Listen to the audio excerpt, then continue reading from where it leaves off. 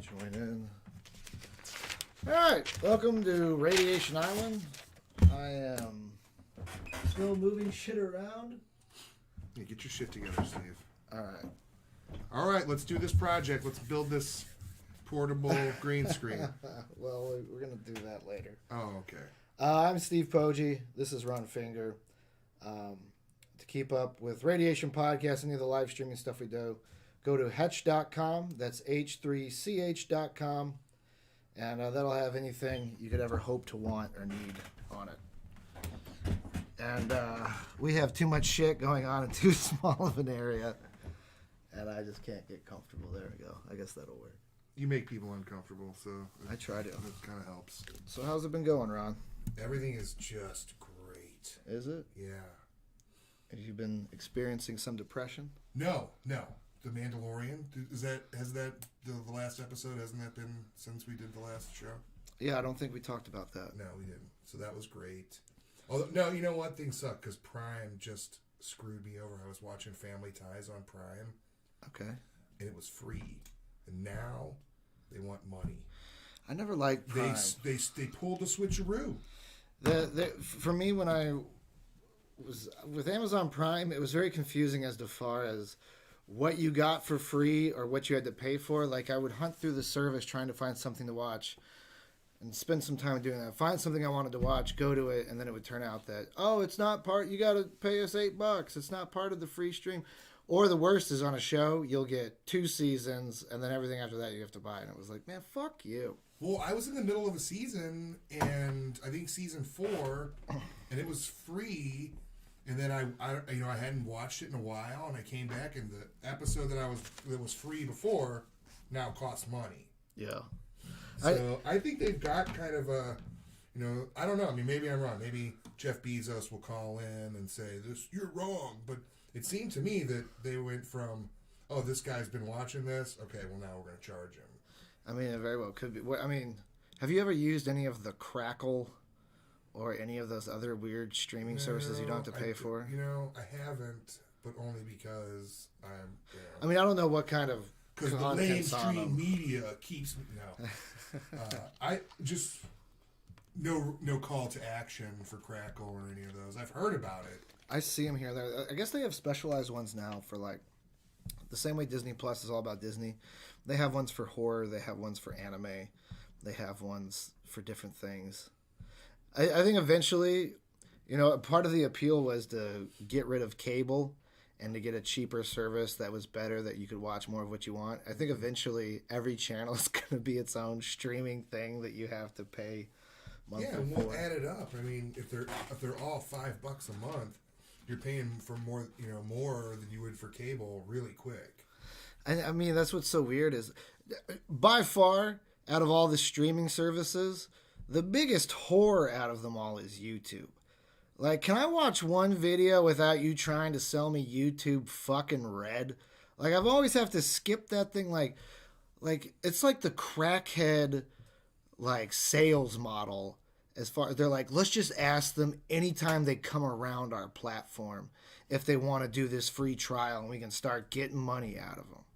Well, the only show that I watched on YouTube Red was The Karate Kid. I saw Cobra that. Cobra Kai. Yeah. And the first season was really good because they really kind of captured what everybody connected with the first one, and they flipped it over, and instead of it being about some kid, it's about the old, his old nemesis who now life is kicked in the ass, and he's poor, and he's, his wife kicked him out, and he's got to start a karate studio just to get back on his feet. And that was good. And then they kind of painted Daniel as a jerk, which worked great, because that's great when you flip things around and you see things from a different angle. What happened with Daniel? He was like a spoiler car dealer. alert. Yeah, spoiler. I think he's like 4 or 5 years old. It doesn't matter. People still bitch about it. He's like a car dealer, and he's a rich, successful guy. All the things, that Johnny looked like sort of perched for in the first movie. Rich kid, rich upbringing, and now he's a failure and a alcoholic, and he got fired or whatever. But it was good. And then the second season, they kind of turned it into Glee with karate, and it just doesn't work. It fell apart on you? Yeah, and it was really confusing because they set up Martin Kove as this bad guy, but he's bad, but then he's not that bad, and it's just they didn't pull it off. Whatever thing they were going for, I think they had some success, so they just started throwing all kinds of stuff in there. Well, I was wondering about this. Direction. Do you think a lot of the disappointment with these shows is on us? Do you think we just can't handle, like, us as in, like, the public? No. Can we just not handle an ending? Like, what show have you watched where it ended and you felt like, I'm complete, I'm satisfied? Like Breaking Bad.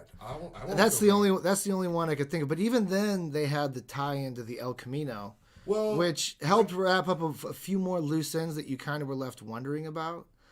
I guess I would call it essential to watch. It was cool to revisit it, but I think I'm kind of that way about most sequels. I think a lot of movies are, they don't need, like The Matrix.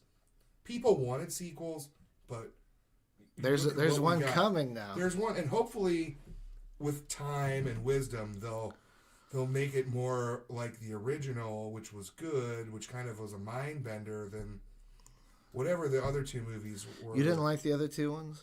No, they weren't written well, and they tried to string one story between two movies, and it doesn't work. It's just like The Hobbit.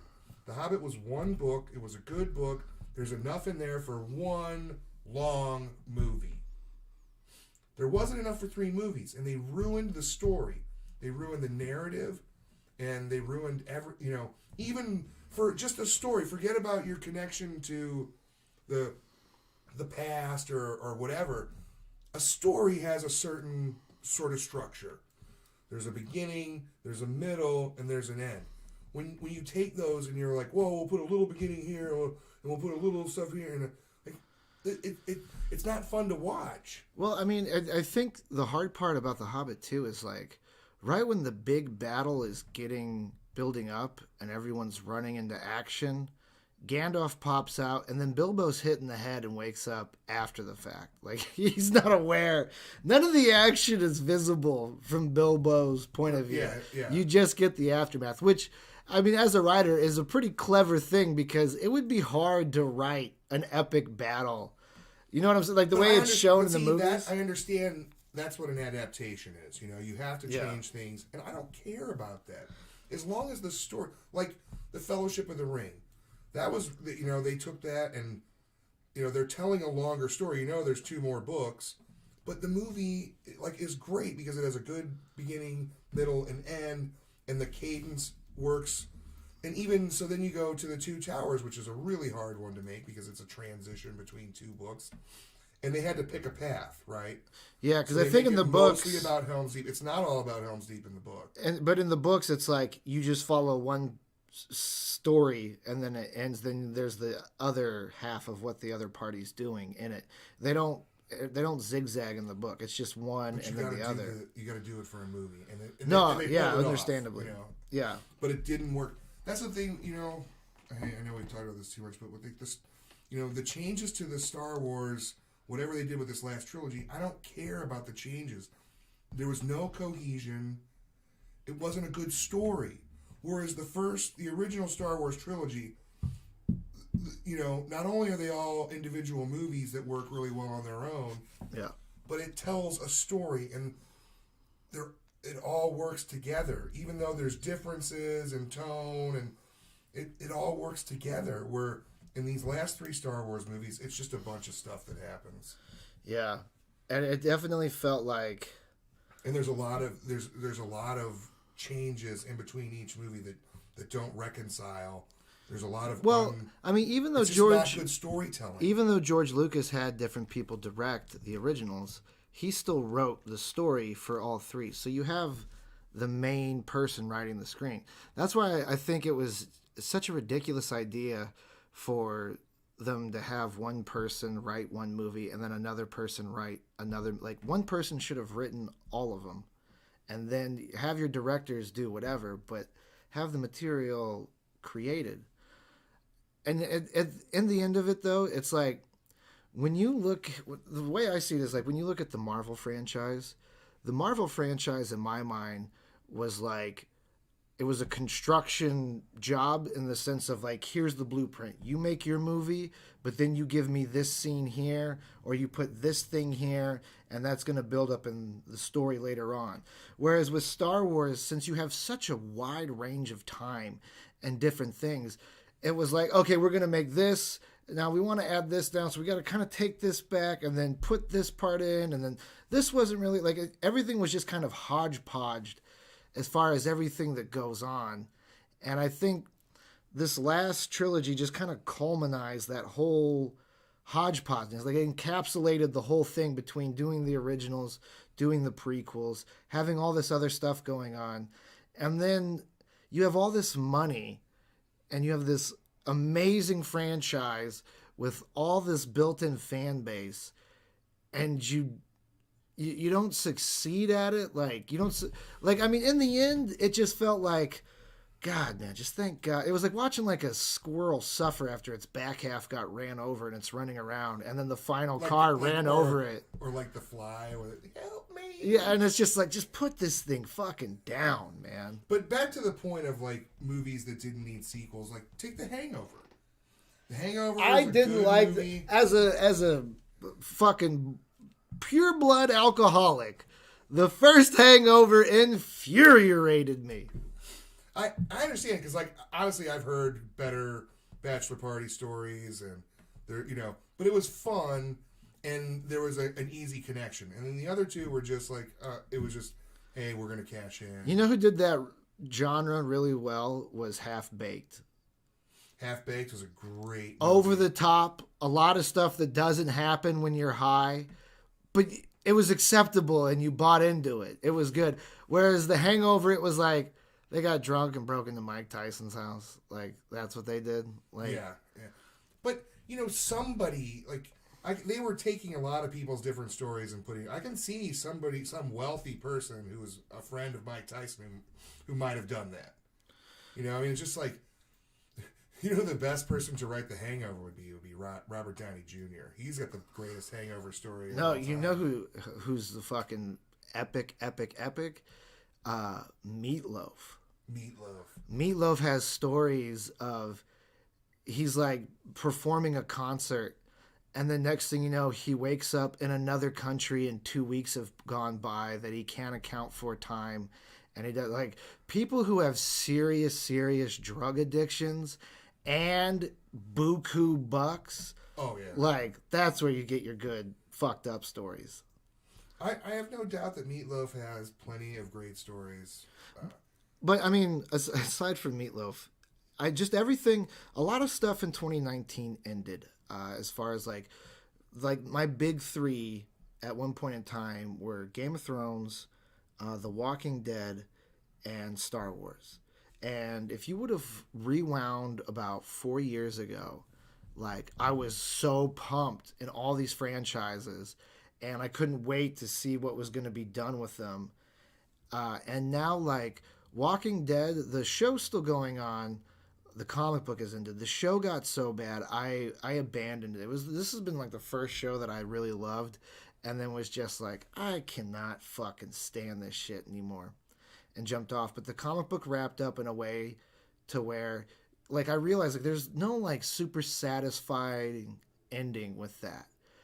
Whereas the ending that happened, it was just like, okay, like this thing, it did the series justice as far as the comic book's concerned. Game of Thrones felt so disappointing because you'd invested years at the point of where it ended, and then everything just flew by, and stuff that they normally would have taken like a full season to develop happened in like an episode. And it was just like, oh, now, like that's the way it almost seems like these shows at the end of them, they get super ADD, whereas in the beginning there's so much depth and stuff that's going on and describing everything, and then by the last one they're like, and then this is here and that comes over here, and then bam, and then we're here now, and this guy had this problem so he did this, and it's like everything is just Mach 1. It's almost like an Oscar speech where people are like, wrap it up, come on. Back to Half Baked. Yeah. Wrap it up. I don't know. You know, it's tough. I was just thinking about, like, here's one thing where the Never-Ending Story, that should seem like a property where you could make a lot of sequels and they should be really cool. Well, but so they took, you know, because of the Hollywood model, they took something that should, you know, Imagination Land. How hard could it be to tell another story in Imagination Land? But they can't. All they can do is try to tell the same story over again because they don't want to risk. I mean, that's the thing. Movie, but they made a shitty movie. And as a viewer, you get mad at that. But if you put yourself in Hollywood's decision, like, if you were gambling with $258 million, just as a number, you would want to pick the thing that was most likely to get more money. Like, we really lost a lot in filmmaking when cocaine stopped being a viable currency in the Hollywood market. You said that before. I don't know that that's necessarily like the. I mean, there's still plenty of people. Yeah, but now it's like you have these studios. You have it like before the studios when it was just like they had studios, but they weren't so like even the studios though were all on cocaine. Like you look at some of the things Troma's done. Like you don't get Troma's stuff without cocaine. Well, yeah, no, Troma is definitely not in the system. But that's part of their whole thing. I mean, the guy wrote a book about not being in the system. But, I mean, other than that, like... That's one thing I'm kind of surprised when I haven't seen, like, like some Troma deal with Netflix, with having do they have their own chain? Do they have a Troma app I feel like they just do, like, direct-to-DVD sales, and they're happy with that. They're fine with that. Because I've never seen something that, I mean, is the Toxic Avenger on any platform? I gotta look that up. Look it up. No, I mean, my buddy tried to show me this Troma movie called Father's Day. Yeah, I mean... And at one point, it was a guy getting his dick filleted, and I was just like, I'm out, boo. There's very few things Troma now. in media. They've got their own... I guess they have their own. That's smart. I don't, that's cool. I think there should be more dick flaying in movies. Can you name your top 3 scenes in a movie to where you were just like, I am fucking done. I can't do this anymore. There's this movie called, I think it's called, God damn it. There's this movie about this guy who is like, has this parasitic alien living in his pants. And I can't remember the name right now, but it's this alien who looks like kind of like a big black dick, and his name's Almer. And he shoots this blue fluid into this guy's brain that gets him really hot. And there's one point where, like, what Almer, the alien, wants this guy to do is to go and get him victims to eat their brains. Okay. I almost think it's called brain damage, but I'm not sure about that. Okay. Keep talking about it. So Almer is this little puppet alien parasite. And at one point, he hides in this dude's pants, and he gets a prostitute to go, like she's going to go down on him. And then Almer pops out of his pants and goes through her mouth to eat her brain. And it looks like she's just going deep-throating this giant black cock. And that was like, wow. I can't believe they made this. All right, that's number 1. That's definitely number 1. I had to say, like, probably Nightmare on Elm Street 5. That's another one where you're just like, why did they make this movie? Well, what's the scene? That's what I meant. I don't know if I can pick out a scene from that one. What's another scene? The American History X, when he curb stomps that dude, that is hard to watch. That's pretty hard to watch. I mean, it felt in line with the guy, yeah, and the overall story, and it's a good movie. Yeah, I mean, if you watch the original Highlander, yeah, there's this scene where it's like back in the Middle Ages, and he's walking around some like Lord of the Rings style knight medieval fight, going, "Why won't anybody fight me? No one will fight me." That one was pretty bad. The number 1 for me, I think, is there's this movie Rest Stop. And it's basically this person who stops at a rest stop in like Australia or somewhere.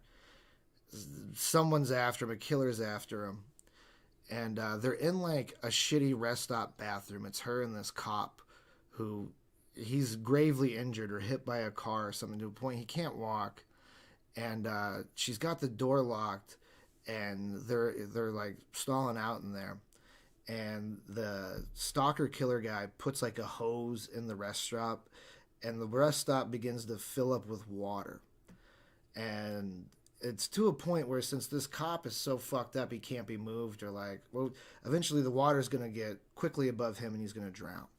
So he begs the main girl in it to shoot him so that way he can just die because he doesn't want to drown. So there's this big buildup where she takes out his gun and like cocks it, and then she's like, I can't do this. And he's like, you could do it. And I said, oh, and then he's like, it's all right, just put the barrel in my mouth. Put it in my mouth, and he puts it in her mouth, and then he's going, all right, 1, 2, 3, and then another time he's like, oh no, come on, all right, 1, 2, 3, and then she pulls the trigger, blows off half of his head, horrified at what she's done, and now she's like, okay, I just killed the cop. What am I going to do? And the cop's laying there. His brains are gone. Oh, it didn't work. We got to do it again. And all right, 1, 2. And they do it again. And I was like, I'm fucking done. It was a Blockbuster movie, a DVD. I got it from there. I took it out. I literally threw it across the fucking room and was just like, I've never seen anything this fucking bad. Well, when Netflix first started streaming, when their service came out, they didn't have a lot of stuff on there. So yeah, there was the Human Centipede 2, right? Which is like the plot of that movie is there's some guy who sees the human centipede and becomes obsessed with it, and so he's going to make his own. But he's not quite as eloquent, he's not as crafty as the other guy. And there's just so much screaming, and there's at one point the guy starts to jerk off, and I'm like, you know what? This is just there's no movie. I've had enough. It was just torture porn. Yeah. And I like Hostel. People call that torture porn, but there's a thread there. And the first one, yes. After that, it gets a little fucking ridiculous. Yeah, I don't think I've seen any of the sequels that I like Saw. First one is an incredible movie. The second one is like, oh, okay. By the third one, dude, I this guy would have been dead from cancer so long ago. As Blockbuster was closing down, I like to binge watch. Like I like to sit down and I'll watch like, all the Lord of the Rings in a day or something, especially if I'm like sick or something. And I was like, I'm going to watch all the Saw movies. And I'd seen them all already. And I was like, this is great. I want to watch them. I'm going to get into how they all tie in together.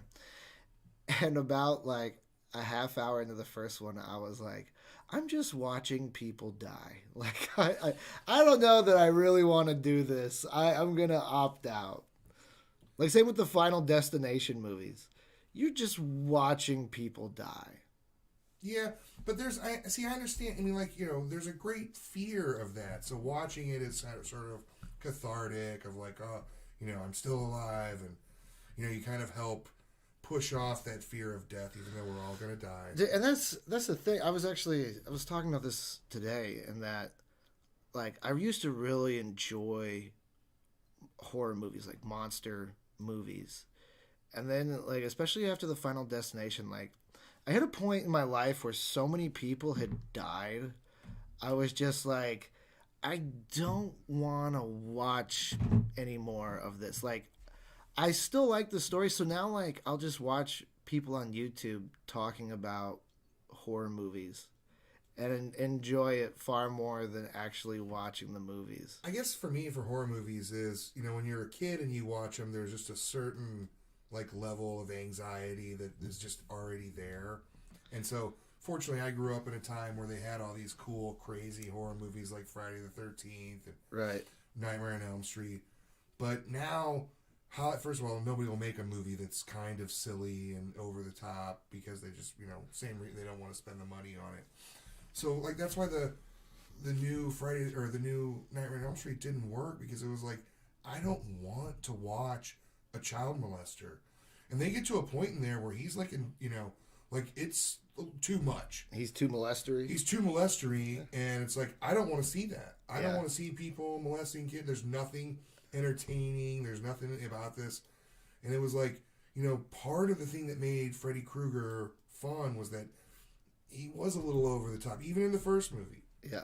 Arms stretching all over the place, and it was cartoonish, and that made it not, or made it entertaining.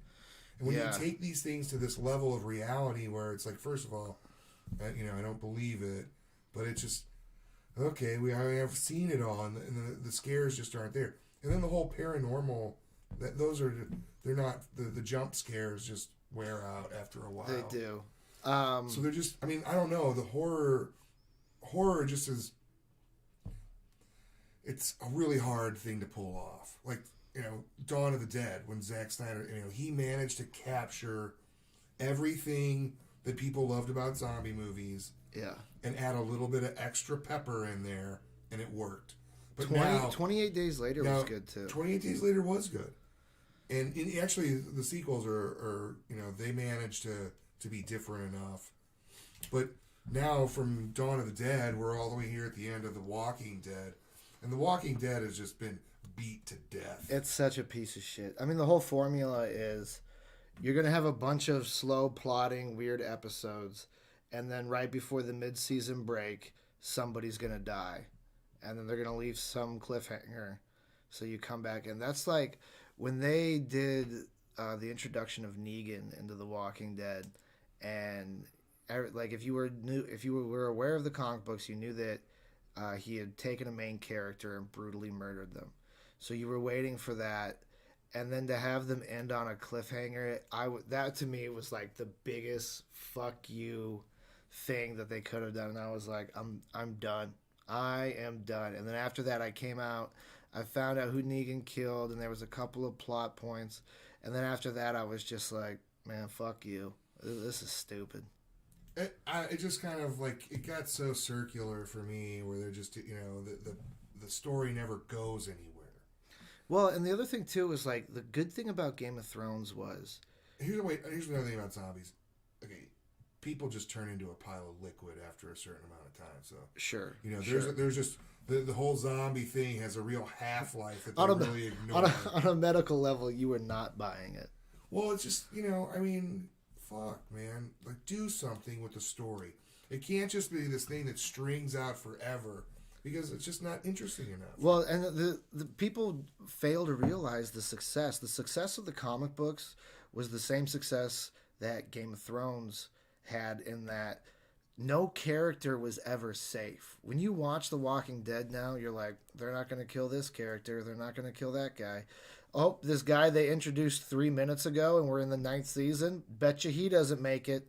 Like, they were so terrified to kill off these main characters that it just destroyed it. Like, there was no sense of risk to it. I don't know. Like Star Trek, you always know the guy in the red shirt's going to die. But they tell a story in each episode. You go to The Walking Dead, and it's just a bunch of melodrama and people growling at each other. And then they bring in some people that are just so weird that they don't make any fucking sense. Like the garbage people... And they're stupid. The way she talked. Yeah, the way she talked. Just and that was the one that took Rick out, wasn't it? Took him off. I didn't. Out by then. I watched him run across the bridge and it blew up and everyone thought he was dead. And then because I wanted to see how they were pulling. That's how bad the show had gotten, to where before this new season came out, they promoted it as, this is the last season with the main character. Like. You know what? I didn't like Rick. Who cares? He wasn't a compelling enough character. Rick made plenty of mistakes that they wrote in. Yeah. Who cares? Like when I was like, when Rick is sitting there and Negan is like beating Glenn to death. Yeah. And Rick's like, when I get out of this, I'm gonna kill. I was like, dude, kill him right now. Anybody who talks that kind of stupid shit needs to die right there. And he would have. As soon as that guy would have did that, he would have been like, no, I can't leave you around. We can't have two alpha dogs in Zombieland. Yeah.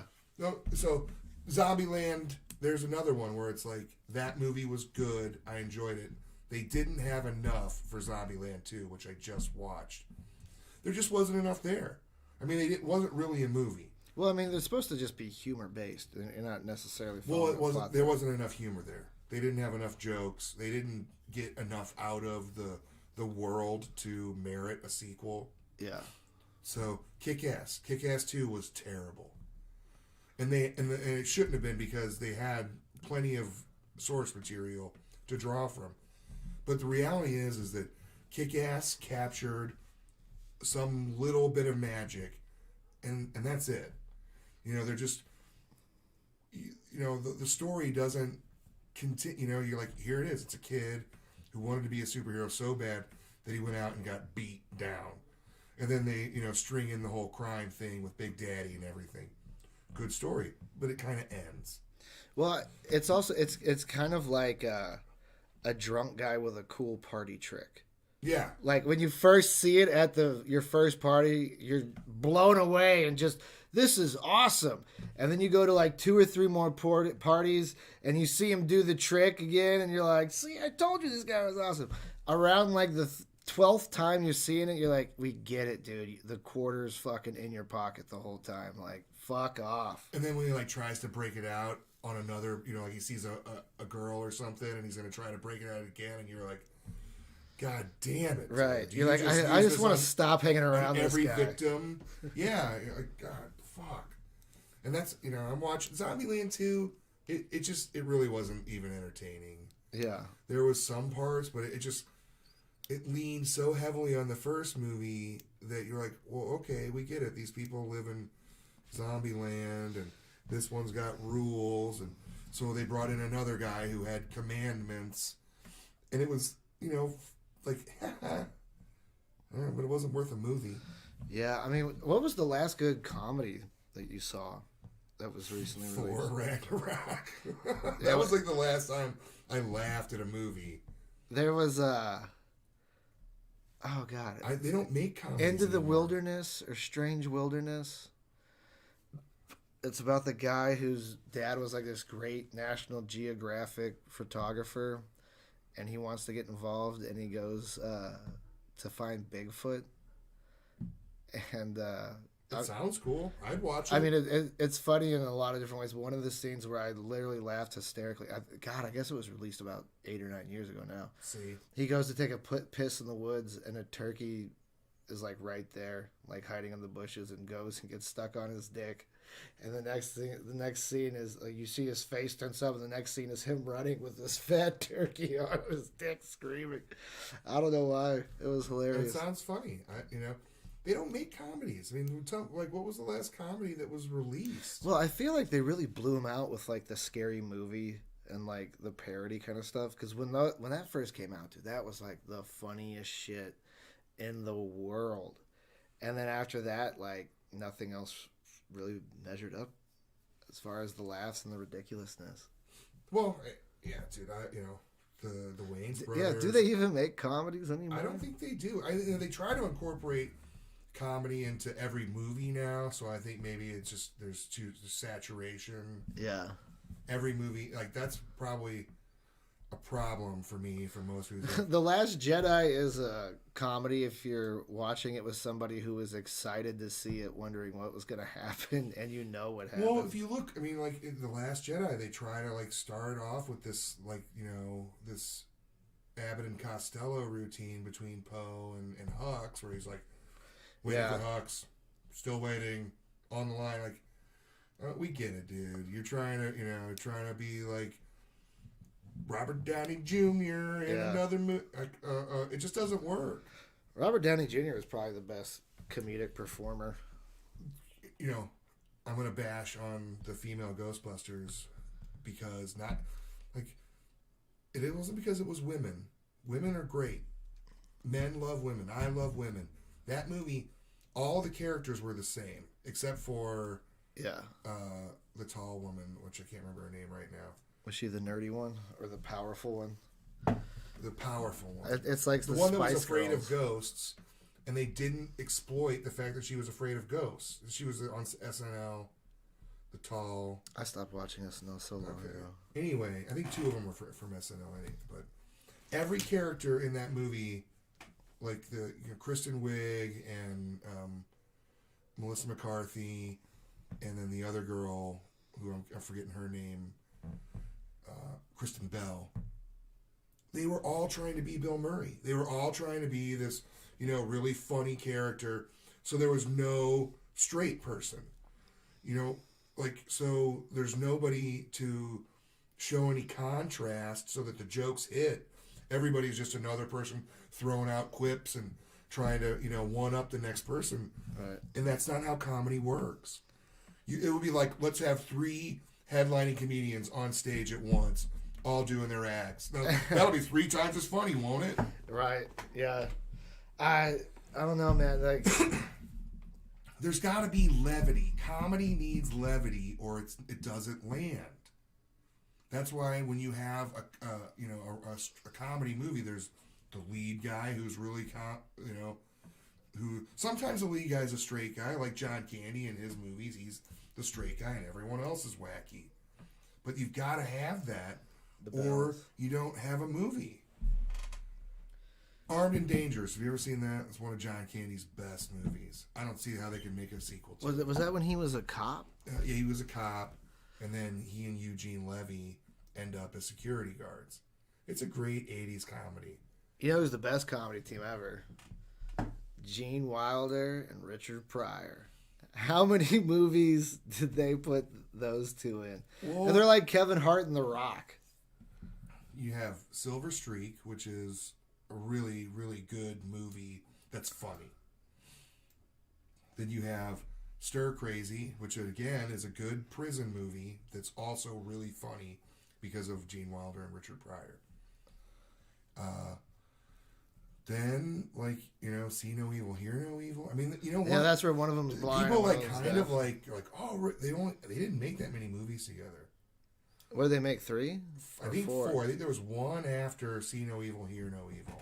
But I mean, at the time when movies, you remember when a movie used to get in theater and it seemed like it'd be 4 years before it hit VHS?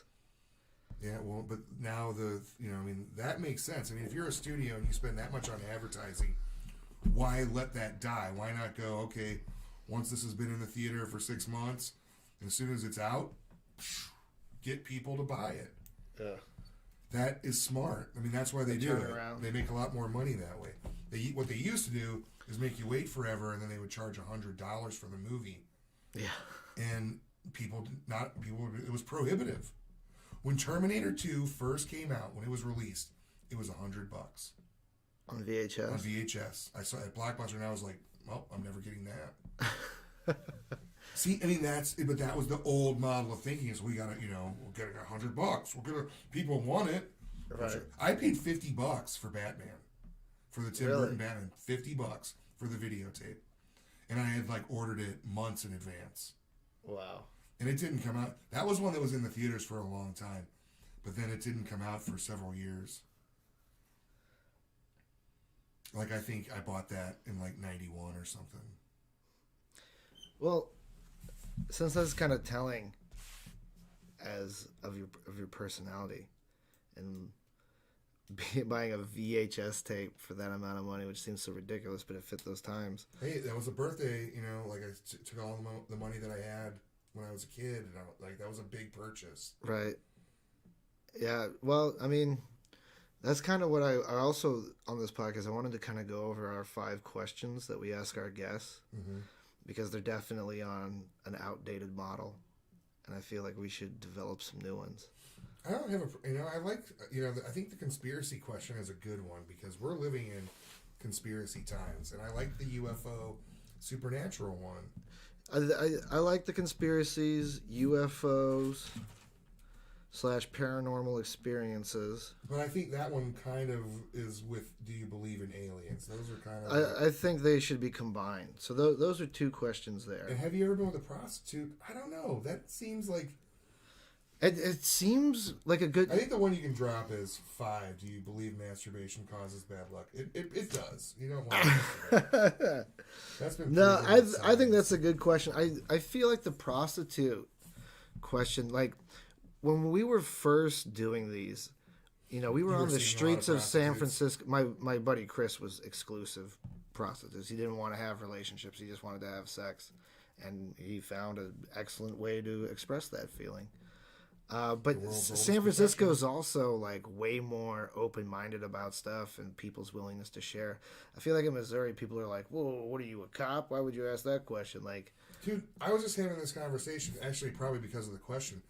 There's a lot more prostitutes in Missouri than you really think. oh, Like dude, in- I used in to work rural security areas? for a prostitute. Like, in rural areas, though, you have, like, prostitutes that work out of their homes. Right? No, And you go over absolutely. to Sexy Jenny's house and give her $50 and she, lets you lick her butt or whatever you're into. It's a lot more pervasive than you think like, oh, these people out here in Arnold, they're all conservative and no, man, everybody But likes I mean, prostitutes. at the same point, how honest do you think our guests are in Nobody's gonna answering be, that? The only person to be honest about that It's Frankie Chubb. Frankie is somebody who gets So dumped that's by a that's why I prostitute. think that we should cut that one. Okay. I like masturbation question. I like it because I don't think anyone's ever been asked that question I'm just unless they've been on the podcast. Because I do comedy, I get people talking about masturbation so much. But never in that context. I hate the topic anymore. It's just okay, we get it. You beat off. All right. And when people talk about it on stage, they act like they're fucking just Yeah. like breaking this new ground. Like I don't know what goes through your head when you're like, I got this new beat off joke. And I'm gonna go up. The best masturbation joke ever was Richard Pryor's when he was like, I was like 11 years old and I started jacking off and I said, boy, it felt good. And then I came and it scared the fuck out of me. I'm like, I don't think you're gonna really. Richard Pryor had sex with Marlon Brando and never talked. I mean, like that's like Allegedly. Nah, I don't know about that. Marlon Brando, I mean, I don't know. That seems. All I'm saying is like there's much more interesting things to talk about. Well, sure. So we keep conspiracies, we keep UFO, we keep the masturbation. So that opens I'm up against two the questions. masturbation. Well, Honestly, you got overruled. That's a classic 86 the Radiation masturbation. Island joke. Okay, if that's a classic.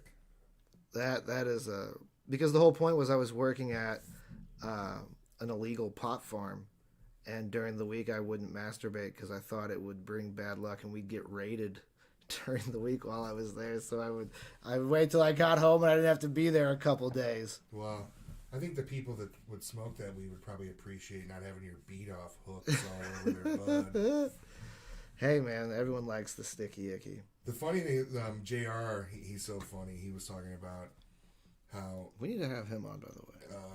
the hardest thing about being a single dad is that with a 13-year-old son, is you're both walking around the apartment trying to hide from the other one, while they're jerking off. I was like, you got to be a single dad to really Right, to appreciate that. to understand it. It's a reality, man. I mean, 13-year-old boys, they are. If anybody has a license to beat off, it's a 13-year-old. I mean, every time I, stay at my dad's house before I use the shower, he's like, "Don't take no 30-minute shower." Dude, And it's like, dude, I've already achieved that goal there, bud. my I had a friend, or he's still my friend, but he would take these fucking 2-hour long showers, and like back in the 90s when all my friends lived in the same house, Right. and he would take these long showers, and I was busting his balls about it the other day, and he's like, "What do you mean 2-hour showers?" And I was like, "Dude, you're like a legend for a 2-hour minimum A shower." legend in the shower. And it's no secret what a 2-hour shower. Like maybe there are some secrets. I don't want to Right. know what you were doing. Dude, nowadays, I mean, Soaping up your prostate. in the wintertime, it is. I mean, I take long showers because I've been out in the cold working all day, and I stretch and everything else. So I legitimately take long A showers yoga in the shower? wintertime. What that? You're doing a yoga shower. Not that. I'm just trying to get my body to work properly again. That's what it's about. So we have two. What do you think about the question? Would you rather be shot in the arm or shot in the leg? what about shot or stabbed? You got to have some contrast in there. Or shot or drowned. Going back to your movie, because like honestly, drowning is way Fire or drowned. Drowning is way easier than either one of those. I almost drowned a couple of times, and it's strangely Peaceful. Yeah. Everything just kind of stops existing. Dude, I'm in Colorado. I'm on what is called a ducky, which is an inflatable kayak. Okay, it's easier than a regular kayak, which takes a lot of like practice to really do if you're going to do it on a class 4 river. Okay. So I'm going down, and I'm in the middle of a rapid, and me and my buddy, we're bumping into each other, and I fall off, and I'm trying to get back up to the surface, and I hit his boat, and I go back down. Well, then I'm kind of like disoriented, and I don't know which direction is which, and then I was like, you know what? I could just take a nap right now. That went into my head, and I was like, whoa, and I see like light coming down, so I'm just like, just swim to the light, and I swim, and I could have just relaxed, and I would have drowned. Yeah. Quite easily. See, and really quickly too. I never really had any close calls. I had things that I thought were close calls. Like as a kid, there was like a pool party and people are going around on rafts or whatever, and they had like a big inner tube kind of thing where the middle was sealed off that everyone was sitting on. Well, being my weird introvert self, I go to the bottom of the pool and I sit there and I want to see how long I can hold my breath for. So I'm like pushing how long I can hold it for. And then I'm like, all right, like I need to get air now. So I spring off the bottom of the pool, and somehow that big inner tube thing had floated right above me. So what the dead center part was, where there would normally be a hole, that was sealed, and I come up and I couldn't get it, and I was out of air, and I like panicked, and then I got out, and then I gasped and everything else. The other time was what can happen right there really easily is that you breathe, you aspirate water immediately. Yeah. And then you just sink.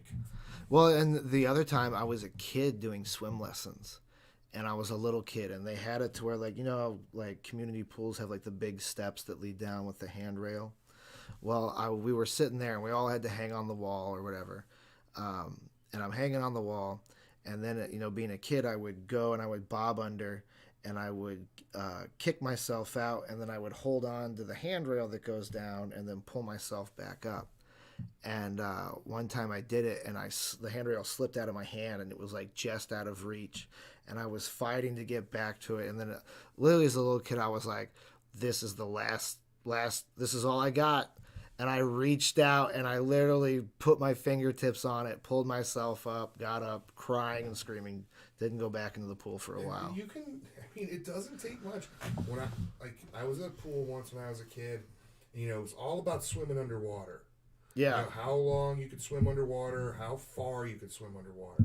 Right. And so this one time I was just like peak. You know, I really managed to like nail it. I don't know how, you know, like what my goal was, but I'm swimming underwater, and all of a sudden I get pulled up by a lifeguard, and he was like, "You were down there too long." And I was like, "God damn, man, how did this?" You know, it was a fucking pool full of people, right? Huge pool, because I don't, you know, I feel like this was a big ass pool. It had a huge dive tank, and you know, he was like, "You were down there too long," and I was like, "What?" I was kicking ass, you know. And it's that, you know, you're on the razor's edge when you're talking about drowning, but it's definitely better than blowing half your head off after sucking a gun's dick and then asking for more. Conspiracies, that question. I love conspiracies, dude. That's basically about trust. Because when you ask somebody about conspiracies, it's basically like, who do you think's lying to us, right? Yeah, but there's some big ones. I'm not saying cut it out. I'm just kind of categorizing that. UFO, the paranormal experience, that's kind of belief and experience, because you have to believe those things happen. I think you want to combine those because I think you have a much better chance of hitting somebody who's like, you know, either UFO or they're kind of similar things. Well, no one's going to have a UFO experience and then not believe in aliens. You know what I'm saying? Like, yeah, that's kind but of I'm saying, like, okay, so paranormal and UFO, they're kind of similar things where you're seeing something that is. We do not have a cigarette for you, bud. Who's wanting a cigarette? Some guy in the chat.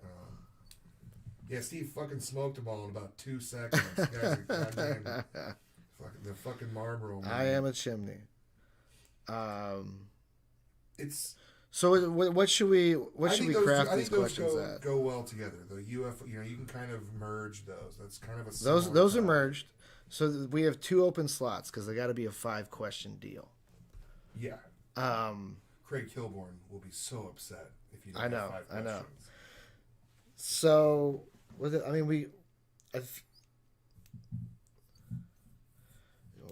else is in a defining person? What's the biggest lie you've ever told? What's the biggest lie you've ever told? Do you think that would be that's a pretty good one? Yeah, I mean, people aren't going to be. It'll be whatever they tell you. I think the lie that they tell will be what they're making up right then. The biggest lie.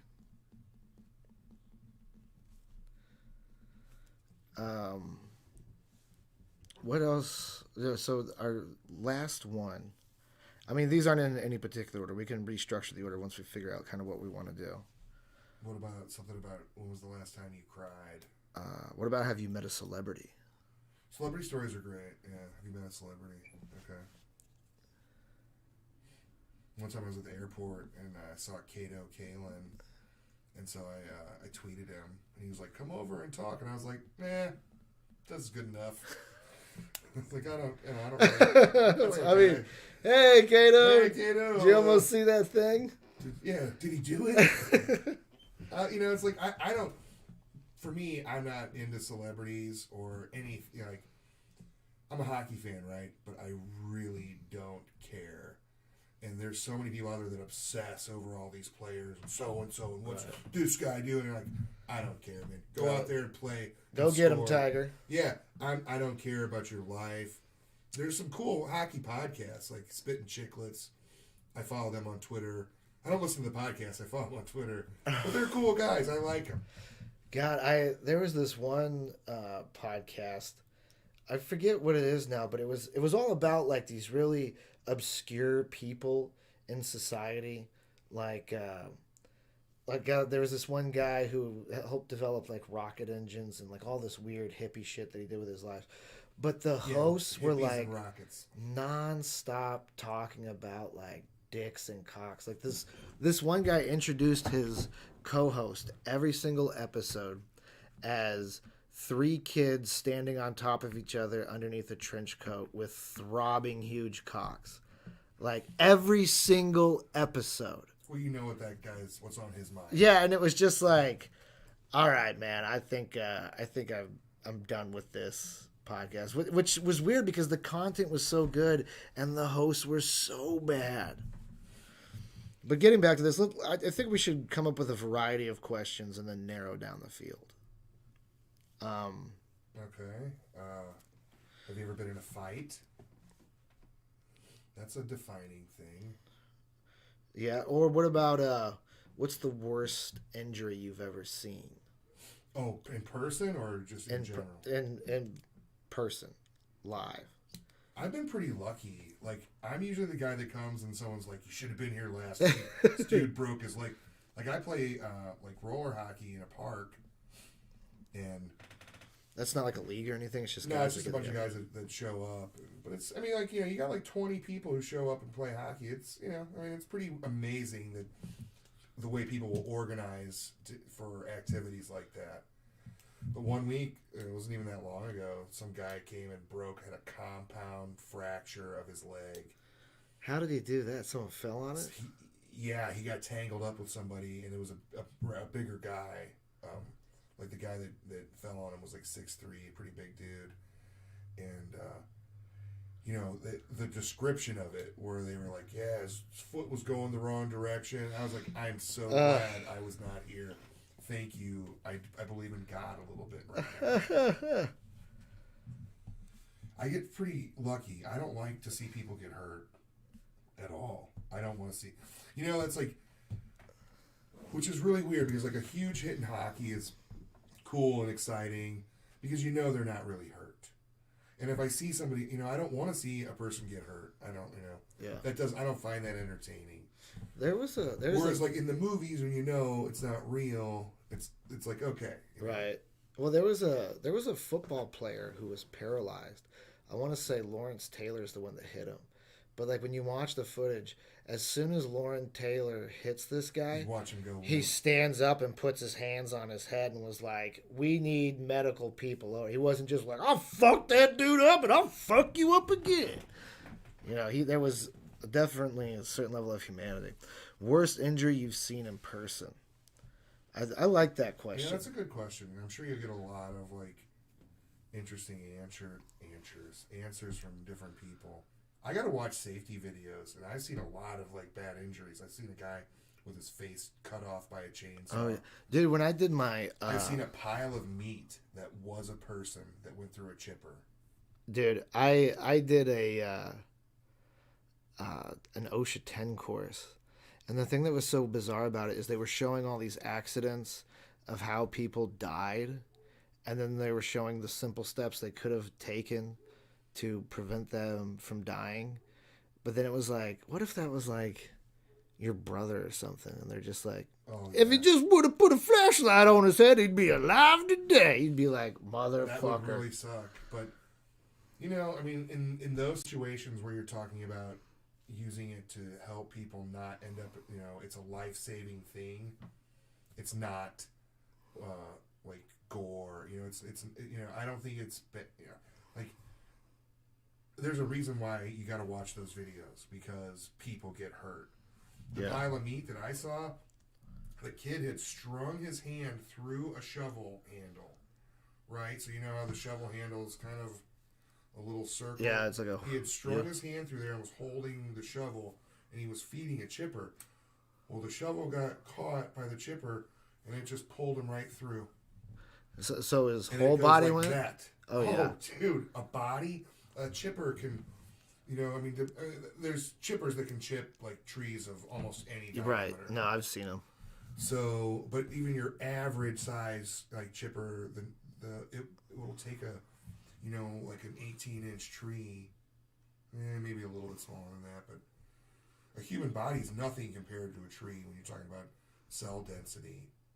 Well, we're mostly water. Of course. I mean, you're just a Ziploc. That's why full of water. They tell us, you know, at work, and the ironworkers, that whenever you wear your harness, you want to have your leg straps tight, because the rubber band force and the gelatinous tendency of your body, it keeps all that pressure going at the center of your gravity. So they showed us a video of this guy who fell, had all of his safety stuff on, but his leg straps are real loose, and it just blew his nutsack out.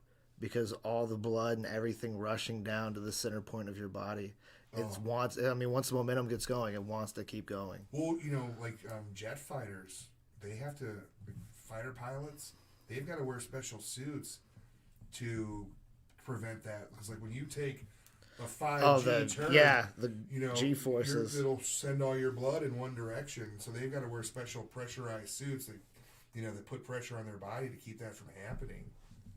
So, you know, and that's what you're talking about. You're talking about when it's human safety to prevent someone from dying, then, you know, it would suck to have to put your brother's picture in. Yeah. Something like that. I might get out of that industry if my brother died from it, though. I might become a waiter. I honestly, even that, you know, high liability work really loses its appeal after a while. And well, all the injuries happen when guys are getting ready to retire. Oh, I bet. Because that's when like your awareness level, like even like they were saying that with pilots, all the accidents happen around a certain mark of hours that you have, because you're just kind of like, I've seen everything that could happen. I could handle anything. It's not going to affect me, kind of thing. Well, yeah, I mean, awareness is that's probably the most important thing in safety, is to be aware. And if you have a lax attitude or a level of comfort, that's really dangerous.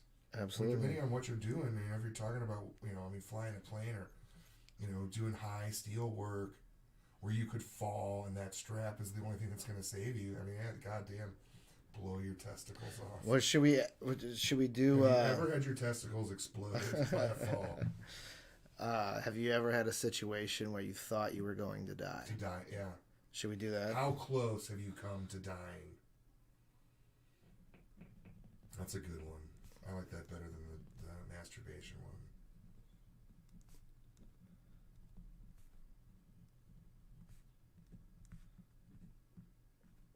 What about, are you afraid of dogs? No, There's that's a lot of people that are afraid of dogs. I know, but that's just one. Afraid that'll keep people from getting. Well, let's see. Worst injury you've seen in person, and what's the closest you've come to death? I feel like they're kind of in this. They're kind of in the same realm, but not really. I think they're different. I mean, worst injury, you're talking about. I saw like somebody get hit by a car. I saw somebody fall off of a thing.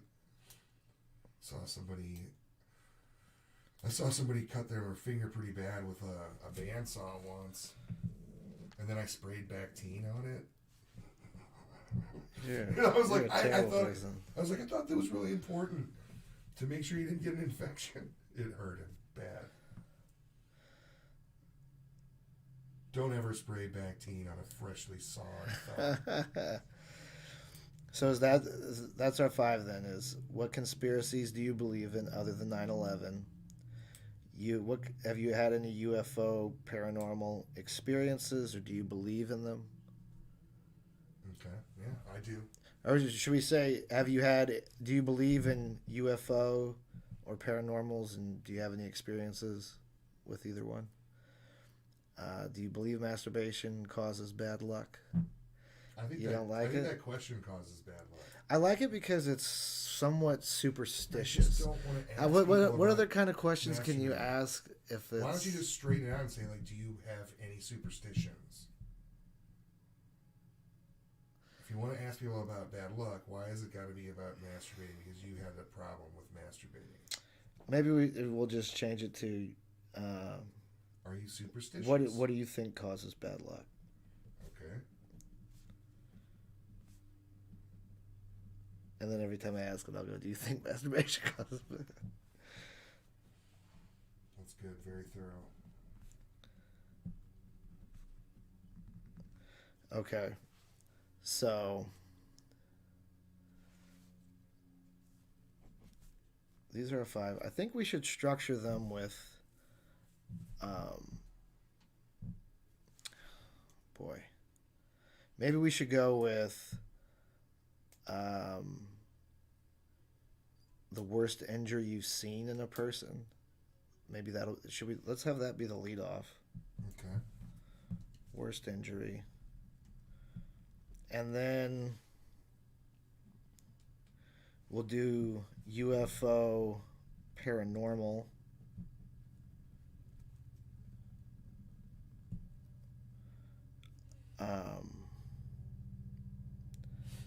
Why isn't there a question about gaming in there? That'll come up in just general conversation. We should start off with conspiracies, I think, actually. That's a good one. That's like conspiracies. It's a softball. Yeah, Everybody gets it. It's a little bit. Then we do worst injury. 3 UFO paranormal. Okay. 4 closest come to death.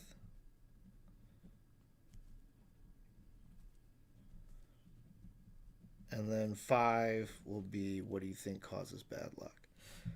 Because I feel like the closer you come to death, it'll be like, and then, a bird flew by and the bullet hit him and not me. I was really lucky. Well, what do you feel causes bad luck? Bullets. Bullets can cause a lot. Bullets for your Valentine? Bullets from anybody. God damn, man. All right, so those will be our new questions for our guests.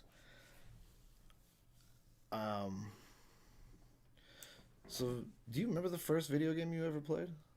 Oh, yeah. Super Mario? First video game I ever played would be Space Invaders. Space Invaders. I was... Not born. No, I want to... Actually, I think my first one that I played was Ninja Turtles Arcade. Oh. because I think I was obsessed with. I mean, but see, here's the thing. I grew up with an Atari. Like when my mom was pregnant with me, she worked at Activision as a secretary. So I know we had an Atari. I don't think I was that interested in it.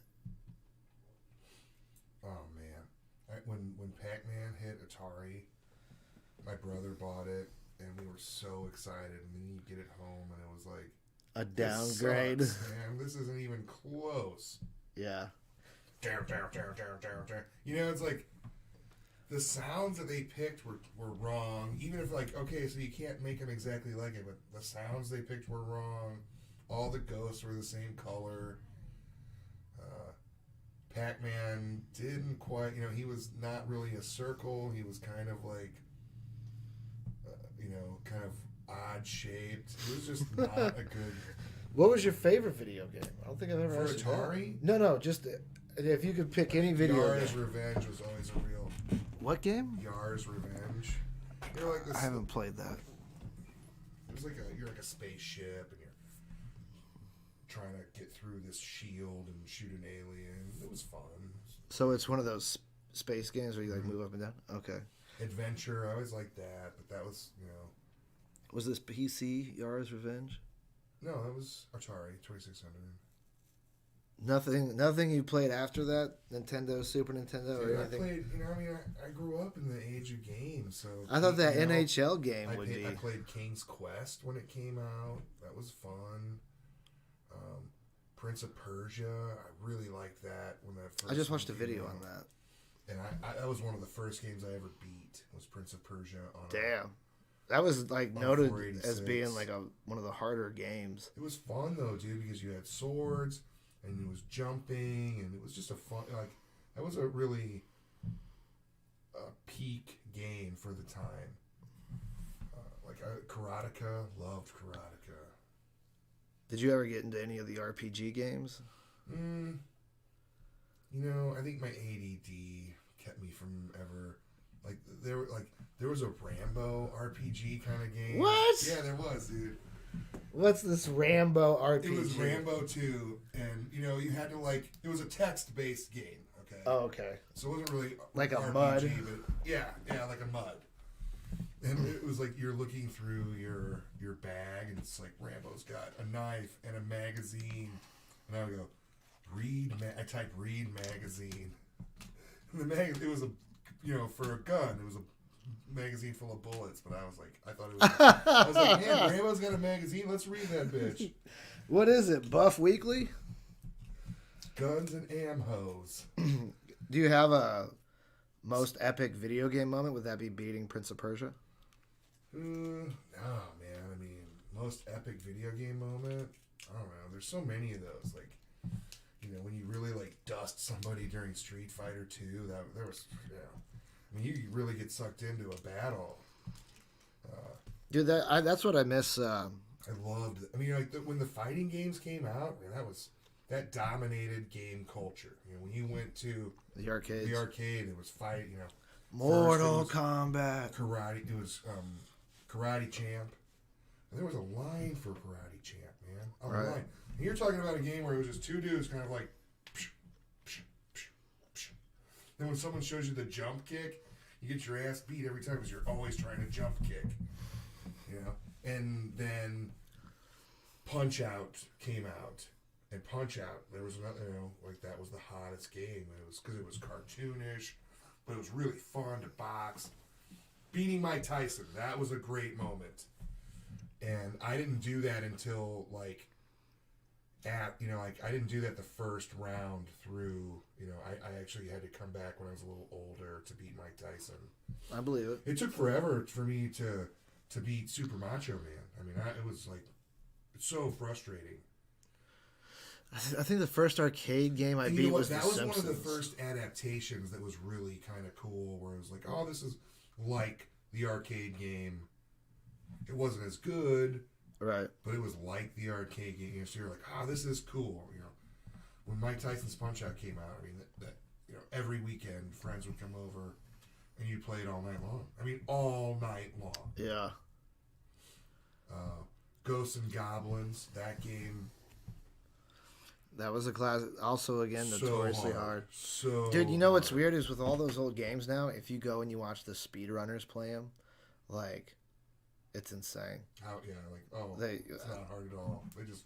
let me look I at watched a speed run of Ghosts and Goblins one time just because I wanted to see the end. Yeah, what's the world record? Castlevania, that was a great, like when you battle Dracula and then the white monster comes out after, like that's an epic game moment.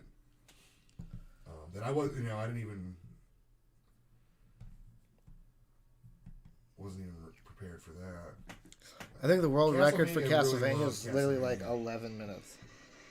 It's a fun game. Oh wow, All right, we are back. he's playing this on arcade. Privateer, Yeah, you'd get hit and your armor would shoot off. yeah, and you're naked. They did a remake of it, kind of, called Maximo.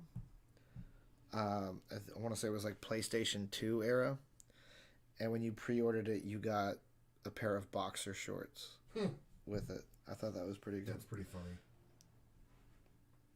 So let's see. So the Mortal world Kombat, record's about an hour on the arcade Ghost and Goblins. I like. Blood Code? Holy shit. So, What a great game. you got Nintendo. Mhm.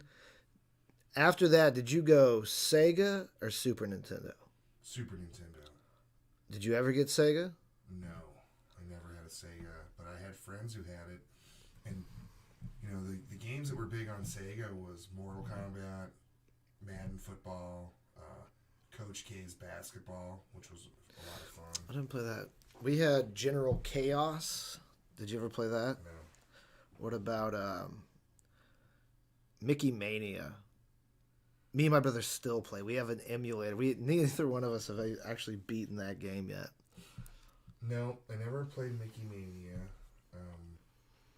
That was all kiddie bullshit that I didn't like when I was, that age. Trying to Star Fox. prove you, man. That was one that was like you just played forever and could never play it enough. Castlevania Bloodlines on the Sega Castlevania, Genesis. Contra. Super Return of the Jedi, Super Empire Strikes Back. Those games were loved epic. those. Loved those Epic. games. I mean, because I grew up watching Star Wars, we always get sucked back into Star Wars. I did it. It's a plague. But I could play a Star like that. Once Luke gets the lightsaber, I could just do that forever. I didn't even care about winning. I just wanted to run around and lightsaber the shit out of things. And that was like Masters of Terracotta, which was like what was it, Virtua? It was there's another fighting game that it was just a clone of. But it Can't was think. fun. I loved Masters of Terracotta, and I was like, wow, they nailed. You got to battle with Luke and Darth Vader, lightsabers, Oh, okay. Yeah, no, I have seen that. and just loved that. I want to say that was- game it was is a- like it was one of those really expensive Polygon now. fighter games. So like there's a Oh, really? there's Because I a know my brother's got it somewhere. there's a Ninja Turtle game for Sega and Super Nintendo that was a fighting game that it's really expensive. It's really weird which ones have become super Did expensive. you ever play Clay Fighter? Yes. Actually, on the Nintendo 64, they have it's Clay Fighter 63 and a third, and they have Clay Fighter Sculptor's Cut, which was a Blockbuster exclusive, like one of the first like store only exclusives, and it gave you like 2 extra characters, an extra stage maybe. That game now sells for like $500. It's insane. Wow. I Well, think that's mean, the most expensive game on the Nintendo 64 that you can buy. Yeah, then like I played a lot of Madden, a lot of NHL. Those kind of like for where I was living at the time, those were like that's all anybody played. We got super deep with Mario Kart. Mario Kart's Kart another one that everybody and loves. Mario Kart, Doom, Warcraft 2, and Diablo were like our big games, and then it became Quake 2. When Doom came out, I didn't have a computer. My brother, he had one, and he lived in Cape Girardeau. I would go down there on weekends just to play Doom.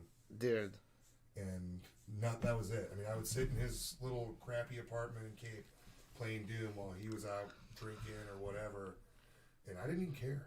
I didn't care. Doom. Because it sucked you into that little world. Duke Nukem. Although I liked the original Castle Wolfenstein. That was a fun game. That Yeah. Played on They actually, Apple IIe. that's another game to where they did a re-release and they did the New Order, which is kind of like the big rage.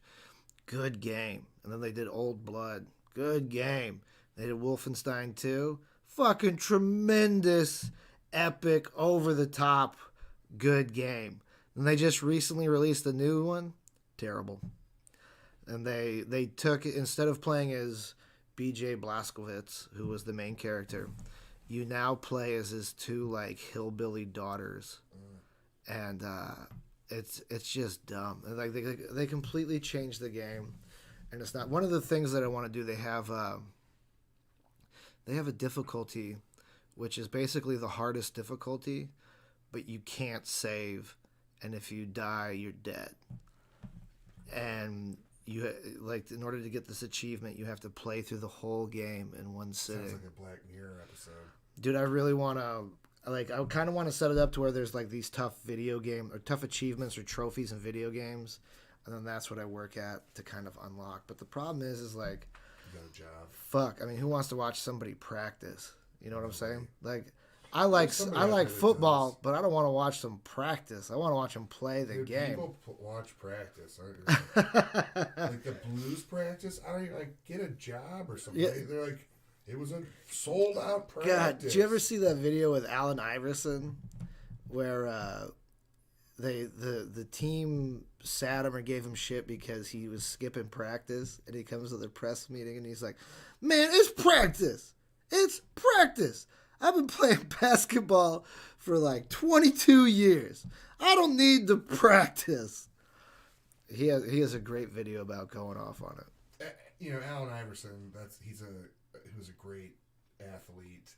And Especially because it great wasn't like he was like character. a giant monster. Like, he was relatively short compared to NBA Just a standards. skilled, fast guy. And he could jump like a motherfucker. And he had a great personality where, you know, he wasn't going to let people, you know, dictate. No. You know. He was there was a lot of like controversy because everybody would be in suits and he would be in like, you know, like super expensive like Ugg boots and like, you know, dressed very similar to how a rapper would dress, but like with the top lines of fashion. And they're like, "You can't wear that. You don't look professional." And he's like, "Man, my whole outfit costs more than your car." So it's like, good for you, Alan. Stick to your guns. Well, you know, it's so weird about sports with like those little things of conformity that they want, you know, like wearing a suit and all. Yeah, I just saw that guy blow boogers out of his nose and tell someone to suck his dick. We had to do that in high school. Yeah, for football, yeah, you had to dress up for a game day. And like, I get it in high school because you're trying to build a team. But thing. the worst part was like after the game, you've got to put on all these nice dress clothes after you're all sweaty, filthy, cut up, and bleeding. Like, that sucked. Well, sports is all about conformity, but it's kind of weird. I guess that's, you know. I mean, especially with the ones that are centered around violence. Like, you're going to have football players who get paid a lot of money for the faster they hit somebody, throw somebody aside, and then, like, you get mad when they do that in the real world, or like with UFC fighters. Or you get mad because they smoke weed. And you're like, you're paying this guy $1 million to try to break another person's body. Dude, But they we don't want to set a bad example. there's been so many retired football players that have come out and been like, "I played every single game high. Like, that's the only way I could play it." There's guys in the NBA that play drunk, which I don't know how you would play drunk. I guess they were thinking more in this like aspect of like it calms your nerves, but it's like to have alcohol in your system and to run around like that. That sounds like a fucking nightmare. Yeah, I don't understand because like it's just different people. Like I play hockey with guys who drink while they're playing. I couldn't do it. I couldn't. But have you guys aren't like I a. couldn't have a beer. But I mean, like, dude, it's As far as like the you got people athleticness goes, skating like full, you know, as fast as Yeah. because we can skate. I mean, softball, you're really not that active. You have bursts of activity, but you're not going I mean, like, nonstop. softball is not as easy, and that's why there's a lot of different, even tiers of skill in softball. And Yeah, but I mean, like, they have the beer leagues where, like, the first baseman's, like, sitting on a cooler kind of a thing. Yeah, there's that, but I mean, you're not. That's just. Then for there's some fun. guys that get, like, Tommy John surgery so they can throw in their softball league better. Like, I think that's an old Greg Warren joke. I think it's softball. You can do some of it, but it's still running and drinking are not. I mean, I could for never me, do it. I can't. I do could it. never I'm a do fat that. Loser. I can't run on my own. I get, like, a good maybe 30-yard sprint, and then I would be, like, done. We need to play that. That's Star Wars Imperial Assault. Stop drifting, Steve. You We're want to talk talking. about Star Wars. I know No, you I do. don't want to talk about Star Wars ever again. Not until they come out with a new movie or something. I did after, now that Although it's been a couple of weeks. Mandalorian, that last episode was really You don't even good. know about the Dark Saber, bro. You don't even know. You weren't in the Clone Wars. You weren't in the comic books. You don't even know about the Dark Saber, Fortunately, I dude. got the Wikipedia, so I just looked Oh, man. I just looked it up. Dude, I was looking today. Comic books are one of the hardest things to assess value to. Like, the comic books I have on the Darth Maul series, like, whenever Disney took over, they said all these comic books, they're all legend. They're not official story canon, except this one. And it was a 4-series Darth Maul book where he's like, he has the Dark Saber. He's taken over the Mandalorians. And he ends up fighting Grievous and Dooku and ends up facing off with Sidious and kind of bests everybody. But that is the only previous comic books that were kept in as legends. And it's about Darth Maul. And I have the sketch variant, which there's only 500 of those. I have that same variant, but it's color. There's only 1,000 of those. Then there was a store exclusive one that I have, and then I have the rest of the series. And I got them like dirt cheap, and they're all original. And now they sell like, that's the thing is like you see some of these being sold. The 1 in 500 one is like $250. If it's graded, depending on the grade, it can be $450. Which is so weird because when one of those things gets graded, it's encased and you can never open it or access it again. Which is so weird to be like, this thing is really valuable if it's sealed off and you could never interact with it again. That's why I just don't have any interest in collecting anymore. Like I had a large comic book collection when I was a kid, and it got stolen from me. Did it really? How did it? Like a neighborhood kid? No, it was it was my mom. My mom had this building that was more or less just a storage area, and then she had at her office there was a secretary, and her, she was some meth head, air duster, like she was whatever, consuming air duster. Huffing or Getting whatever. Huffing, yeah. Sorry, I don't know enough about.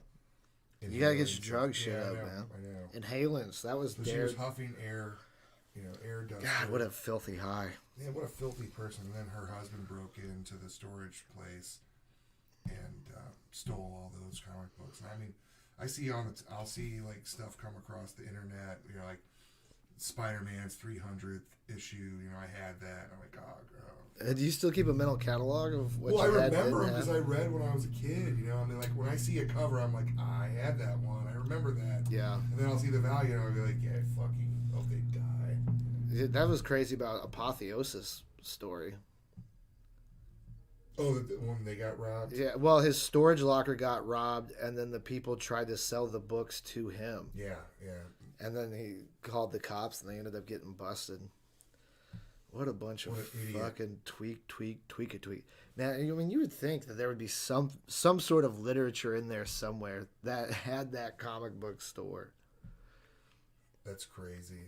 But if you steal something like that and then you try to sell it locally, you're a moron. Well, there was a guy who stole a bunch of Star Wars, like rare memorabilia that was like used on the films, like one of a kind shit that nobody else would have, and it was like the people that are going to give you $8,000 for that glove are going to be the people that are in the community that are aware that it was stolen. Yeah. But I mean, at the same time, it's like the people that do that kind of shit are on drugs, and it's not like they're thinking clearly to begin with. No, I've got a friend who owns. It's called Trading Games. It's in. We need to go there. Yeah, we should go I got there. another friend that owns We'll have to- Alliance Comics.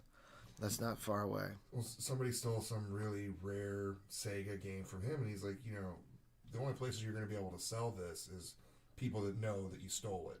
Right. So, unless you already have a buyer who's like, steal this for me, and Right. But fucking then, Tony Soprano. then you're like a fucking Mission Impossible bank robber at that point, Yeah, right? Yeah. But it's collecting, like even Jason, he's selling off because storing the collection costs so much money. Yeah. He's selling it off. He's got this huge collection of like almost every Atari. Not everyone. I said this one time to this guy. I can't remember. He comes to the Funny Bone, or he used to come to the Funny Bone and do comedy. He had some joke about I went to Dick's, but all I found was balls. I can't remember the guy's name. Am I supposed to remember that Yeah, maybe. genius Yeah, line? that genius line. But one time I said, I have a friend that has like this collection of every Atari game, and he was like, no, he doesn't.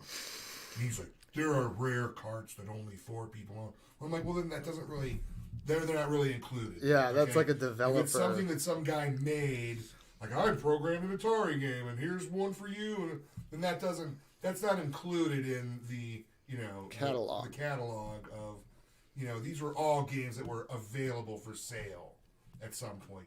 He had some obscure ones that were made by like little bitty publishing houses in Ohio. Right. And he was like, this game was made by, and there's only so many of them made, but they were for sale. And I mean, his Atari collection was amazing. He had, probably still has every Dreamcast game. Really. He's I'm got trying to collect every ColecoVision, almost every ColecoVision accessory and television accessory. You're like, well, I never even saw these things ever. It was like they just made it for California, or Silicon Valley. They didn't make it for everybody because you never even saw some of the stuff. Yeah. I'm the only thing I really collect are Nintendo 64 games, which I haven't been collecting in a while. And my goal in that is just to kind of, I would like to get every single U.S. release game, and then do like a series where I go through and beat every single one as just like a personal challenge. But some of those games fucking suck. Jason, he has a collection of the game kiosks. Oh, that we yeah, used to yeah. have, that every game is on there on on a drive or whatever. He had ColecoVision, Dreamcast. Yeah, we've got a. There's Let's talk only about so upcoming much guests. room. Well, who do you got booked? Well, I've got a couple people that I'm working on. Just as a pool of people, I The want. one guy I'd like to invite is Matt Barnes, which I don't know if you know Matt, but he's a comic and he's really funny. Matt Barnes. He's a young guy. He likes games and cartoons and shit. Like I made an obscure Trigun reference, and he wrote it. He came back with a joke about Trigun, right? Okay. So he's Matt Barnes. Matt Barnes is a guy. Justin Luke is another guy. Justin. The only problem with Justin is you got to pick him up. I mean, Like you got to. Pick you him up got to pick and him drive up. I'm not picking him up. He's man. closer to you than he He's is to an me. adult. He's an adult. Kenny Kynes. Kenny. I just saw Kenny the other day. I Actually, I hosted a show that Kenny. I like Tree. Tree's good. What's your buddy's name? Jason what? We'll have to go to Yeah, him. we'll have to go to him. Yeah. Jason isn't coming out here. My buddy Tom Milster. Tom Milster. They're selling a Boba Fett carded action figure right now. It's valued at $5,000. So with those guys, we got to create some kind of system or something where they can show us a set of items or rare and kind of tell us about them, and maybe give us some feedback on some stuff that we have. I don't really have anything super crazy. Yeah, I don't have anything to be. I think those Darth Maul comic books are the only ones that I have. I got a Mr. T Funko Pop. Oh shit! You know what? See that old stack of documents? Yeah. Grab that real fast. Oh, I want you to look through that real fast. Yep. Careful, they're kind of fucking yeah. falling apart. Look at Daredevil. I don't even know if you can see that through there. Yeah. He's So like these- all hunched over. Looks like he's. These taking are my a shit in his mom's pants. comic book. This one here, I feel like might. Oh look, Ben Grimm is controlling the Thing robot. Can you see that? That's But what like, it is. even the presence of mind to have it in some protective thing. Yeah. Jimmy Olsen beats up Superman. Was Jimmy Olsen a real life person? No. Okay, I thought he was Character. a wrestler. Look at that, Doctor Strange. Do you see how when I put Chroma that up there- keyed. That fit though. Yeah, my mom was all about Doctor Strange for some reason. Because Doctor Strange stories were freaky and fun, and you know they take you on a weird adventure. Yeah, and those are so old and they're so beat to shit. Again with the chromid. Oh, people aren't watching that fucking close. Get over it. What happens to the Hulk when he does the Hulk? You can see through the Hulk. That's awesome. So with those old books, they're not necessarily worth anything, right? I mean, even if they were, the condition they're in right now is just so bad. So I think what I'm going to do is sand this table down, And And poly then- over them. yeah, put them on there and just kind of go over that. That way That would be cool. they'd be preserved. Because I think even though this That table's that would look really cool on the table. All the covers. all the covers, and then like I'll cut around everyone and like make it like look artsy. Ooh. But even then, like I'd like to do some of the board game playing stuff. Like I have the Imperial Assault up there, which is I basically. don't want to hear about Imperial shit. Have you ever played that? No, I don't care. Fuck Star Wars. Dude, we can make our own Star Wars. I hate Star Wars. The Dungeons and Dragons shit, stuff like that I've always wanted to. I loved the Dungeons and Yeah, Dragons go on. cartoon. I don't remember that. It was way before you were born. Oh, okay. So 1, 2, 3, 4, 5, and then we have Pedro, Tommy Crane. I don't know. We're gonna have to check on availability, but I'm gonna try to book us out. We should go and visit Ken Jr. and No, dude, don't even say that name on this podcast. Don't even say that name. Once a month though, I think we're just gonna do just like me and you, Okay. and then we're gonna probably do a lot of like me, you, and Frankie, or if there's some times you want to take off, we'll just have Frankie come on. Ben was good. I like Ben. Yeah, we need to have Ben back so we Ben can do a put some, one some with him. pictures of the church that he's living Yeah. in on Instagram, and I was like, oh, dude. It is a church it's a skate church park. Skate park. 100%. It might be a little bit old to be staying there. And then we're going to get it set up to where we'll get a monitor here that we can play stuff on and react to, or just make video changing backgrounds. That sounds good, man. So I think that's going to do it for this cast. Good, because I'm starved. Okay. I'm gonna eat. That's it for this, guys. Remember to go to hetch.com, h3ch.com. If you click on the Radiation Island tab there, you can get all of Ron's Twitter, Facebook. You can even go on YouTube and see some of his stuff. Basically, any kind of link that you would want for this show, social media or otherwise, is on there. And as well as the streaming schedule if you guys want to play games or if you want to get on the games. With that, that's it for this episode. Thank you.